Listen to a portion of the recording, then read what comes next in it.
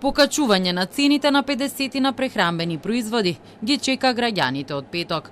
Престанува да важи гарантираната цена за лебот, јогуртот, јајцата, млекото, тестенините, сирењето и дел од месните производи. Колку дополнително ќе се удри по буџетот на граѓаните, ќе зависи од трговците, но секое неетичко однесување според вице-премиерот за економски прашања Фатмир Битики ќе се казнува на најсериозен начин. Државниот трудов и пазарен инспекторатот задутре ќе бидат на терен и за секои евентуални зголемувања на цени кои излегуваат од нормалната пазарна логика, соодветно ќе се реагира.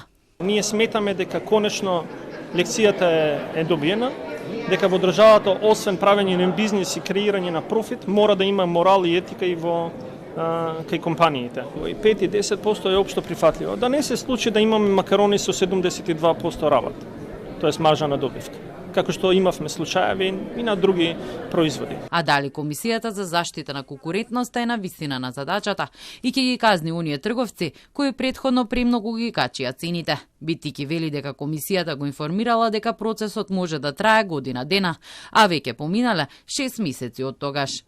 Сметам дека стариот состав на комисијата ја има започната работа, веќе имаме нов состав на комисијата.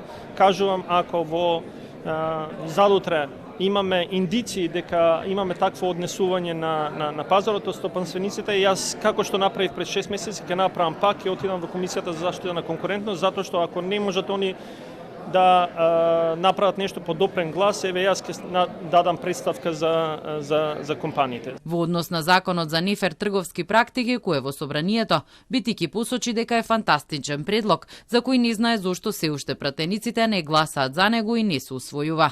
Министерството за економија пред неколку дена се изјасни дека мерките за гарантирана цена нема да продолжат. Воедно се очекува да се зголемат и цените на зеленчукот, бидејќи завршува и мерката со која царинските давачки се намалија на 10%.